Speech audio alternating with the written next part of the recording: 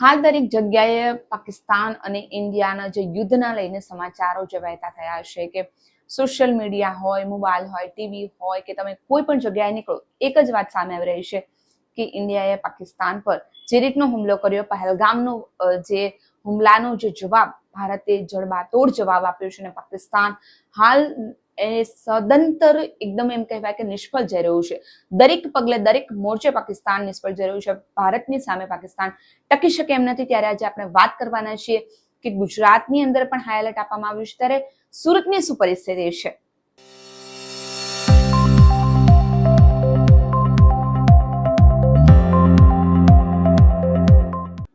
નમસ્કાર દર્શક મિત્રો, હોટલાઇન ન્યૂઝની સાથે હું છું સોનલ.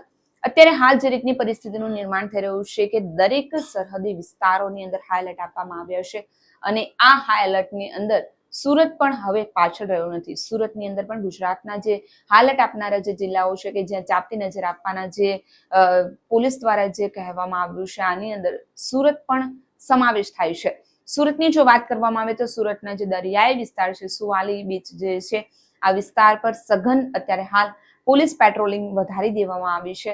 અહીં તમામ ગતિવિધિ પર પોલીસ ચાપતો બંદોબસ્ત ગોઠવી દેવામાં આવ્યો છે. આપણે ત્યાં વોર રૂમ પણ શરૂ કરી દેવામાં આવ્યું છે કે જેથી કરીને અધિકારીઓ જો કોઈ આવી તણાવભરી પરિસ્થિતિનું નિર્માણ થાય તો એના પર ચોક્કસપણે નજર રાખી શકે. પોલીસના જવાનો ખડે પગે અત્યારે હાલ સેવા આપી રહ્યા છે. સુરતમાં ભારત પાકિસ્તાનની તણાવભરી પરિસ્થિતિના પગલે ગુજરાતના જિલ્લાઓ પર પણ એલર્ટ આપવામાં આવ્યું છે અને સુરતના દરિયાઈ વિસ્તારમાં પણ સઘન સુરક્ષા વધારી દેવામાં આવી છે અને એમાં સુવાલી બીચ પર પોલીસનું સઘન પેટ્રોલિંગ વધારી દેવામાં આવ્યું છે. પીઆઈ સહિતના પોલીસ સ્ટાફ દ્વારા ત્યાં પેટ્રોલિંગ કરવામાં આવી રહ્યું છે અને જો કોઈ શંકાસ્પદ ગતિવિધિઓ જણાય તો પોલીસને ત્યાં ચાપતી નજર છે કે જેથી કરીને કોઈ પણ ઘૂસણખોરી આપણા સુરતની અંદર ના કરી શકે. સુરત ઘનતર એકદમ કહેવાય ને કે સેફ રીતે કરી શકે. આપણા નાગરિકોની સુરક્ષા ને લઈને પોલીસ અત્યારે હાલ સતત પેટ્રોલિંગ કરી રહી છે. આ ઉપરાંત સુરત જિલ્લા કલેક્ટર કચેરી ખાતે મંત્રી કનુ દેસાઈની અધ્યક્ષતામાં બેઠક યોજવામાં આવી છે. આજે ભારત પાકિસ્તાની યુદ્ધની પરિસ્થિતિને લઈને આ બેઠક યોજવામાં આવી છે અને તેમાં ચર્ચા વિચારણા કરવામાં આવી છે કે સુરતની શું પરિસ્થિતિ છે, હજુ આમાં આપણે શું કરી શકીએ, પોલીસ પેટ્રોલિંગ કેટલું વધારવાની જરૂર છે, કયા વિસ્તારોની અંદર ચાપતી નજર રાખવાની જરૂર છે. આ અંગે નાણામંત્રી શું કહી રહ્યા છે એમને સાંભળીએ. આજે સુરત ખાતે ન્યૂ ગુજરાત પેટર્નના આયોજન માટેની મિટિંગ થઈ.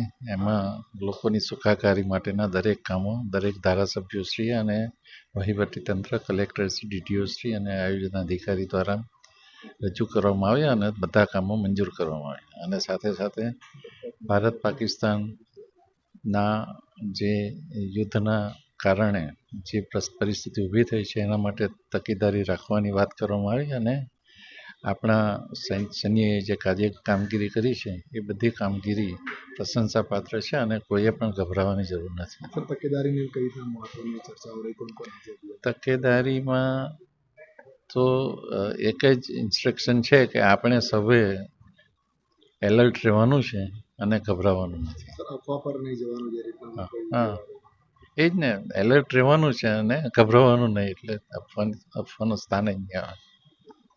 જે રીતે કનુભાઈ દેસાઈએ વાત કરી કે અત્યારે હાલ નાગરિકોએ ગભરાવાની જરૂર નથી, પરંતુ આપણે પોતાની સુરક્ષા માટે ચેતતી રહેવાની જરૂર છે અને પોલીસને સહયોગ આપવાની જરૂર છે.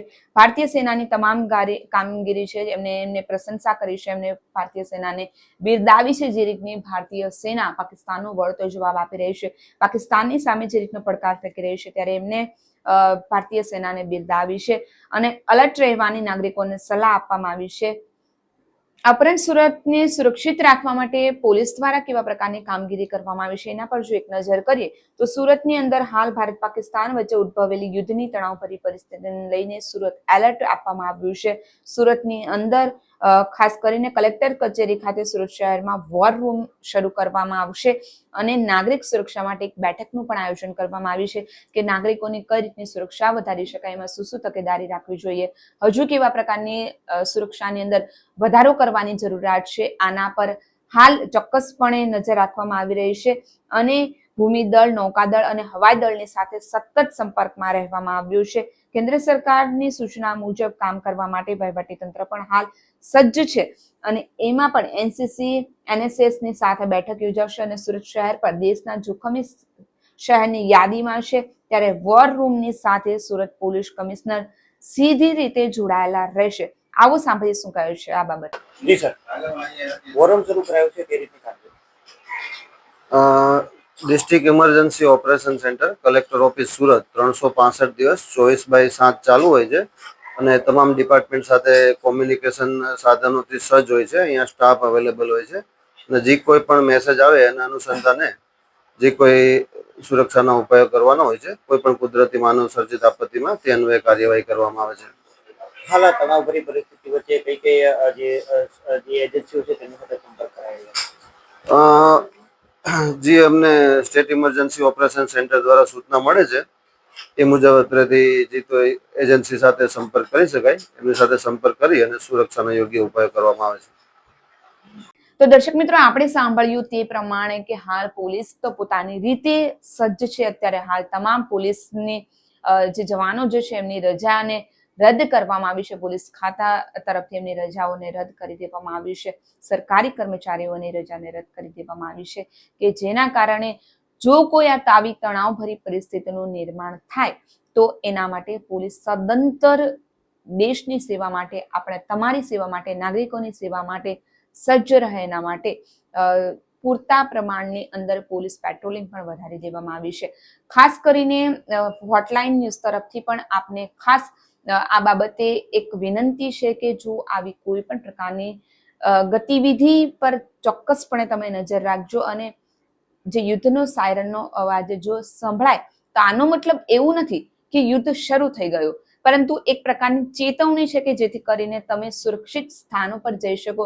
અગાઉ જે રીતને આપણે મોક ડ્રિલ કરી, જે રીતનું અંધારપટની અંદર કઈ રીતનું રહેવાનું, બ્લેકઆઉટની અંદર જો બ્લેકઆઉટ થાય તો આપણે કઈ રીતની તકેદારી રાખવી એ બાબતે પોલીસે અગાઉથી જ આપણને ચેતવી દીધા છે અને ગુજરાતની અંદર જે રીતનો બ્લેકઆઉટની પરિસ્થિતિ આપણે જોઈ ચૂક્યા છીએ કે બ્લેકઆઉટ થાય તો આપણે શું તકેદારી રાખવી જોઈએ કે જેથી કરીને જો આવી કોઈ પણ પ્રકારની પરિસ્થિતિનું નિર્માણ થાય તો આપણે એના માટે સજ્જ રહીએ. હાલ તમારી સુરક્ષા એ જ દેશની સુરક્ષા છે. દેશના જવાનો અત્યારે ખડે પગે સેવા આપી રહ્યા છે ત્યારે તમારી પણ એટલી જ ફરજ બને છે કે આપણે પણ આપણા જેટલી પણ આપણો સહયોગ બને, તમે જે પણ ક્ષેત્રની અંદર નિપુણ હોય એ પોતાનો સહયોગ દેશને આપો કે જેથી કરીને આપણે યુદ્ધ પાકિસ્તાનની સામે ટકી શકે. પાકિસ્તાનની ભારતની સામે ટકવાનું તો છે જ નહીં, એમની એટલી औकात નથી કે ભારતને એટલો વળતો પ્રતિકાર આપે, પરંતુ આપણે કેટલું પાકિસ્તાનને દબાવી શકે એના પર અત્યારે હાલ સૌ કોઈની નજર છે, સમગ્ર વિશ્વની નજર છે. હવે જોવાનું રહેશે કે આગળ શું થશે. આવી જ નવી અપડેટ અમે તમારા સુધી પહોંચાડતી રહીશું. ત્યાં સુધી જોતા રહો હોટલાઇન ન્યૂઝ અને અમારી ચેનલને ચોક્કસથી સબસ્ક્રાઇબ કરજો. નમસ્કાર. આવા પ્રકારના વિડીયો તમને જોવા ગમતા હોય તો હોટલાઇન ન્યૂઝ ચેનલને લાઇક, શેર અને સબસ્ક્રાઇબ કરો.